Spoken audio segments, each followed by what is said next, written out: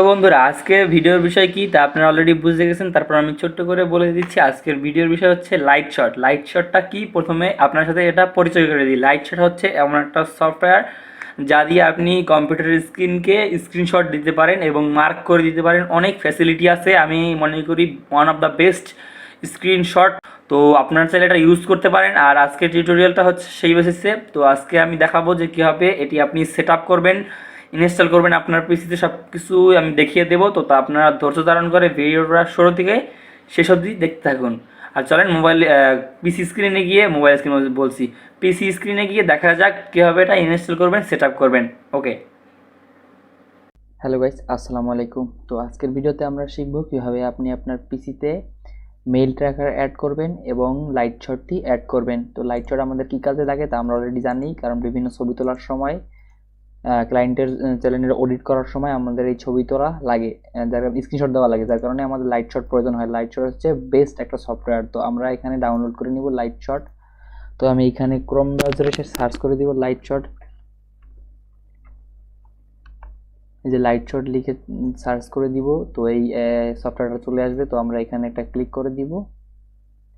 তো আমরা এই যে ডাউনলোড ফর উইন্ডোজ এটাই ক্লিক করে দিব। আর আপনারা চাইলে আপনারা যদি ম্যাকবুক হয় বা অ্যাপেলের কিছু হয়, তাহলে আপনারা এখান থেকে ডাউনলোড ফর ম্যাককে ক্লিক করে দিবেন। এখানে আমি ক্লিক করেছি ডাউনলোড ফর উইন্ডো। তো এখানে দেখতে পাচ্ছেন আমার ডাউনলোডটা কিন্তু অলরেডি হয়ে গিয়েছে। এখানে ডান লেখা আসতেছে। তো আমরা এখানে এই ফোল্ডারের উপরে ক্লিক করে চলে যাব এবং এটাকে ইনস্টল করে নিব আমরা এখানে আমাদের পিসিতে। তো আপনাদের কাছে এরকম পারমিশন চাইলে অবশ্যই এটাকে পারমিশন করে দিবেন। এখানে আপনার ভাষাটা সিলেক্ট করে দিবেন।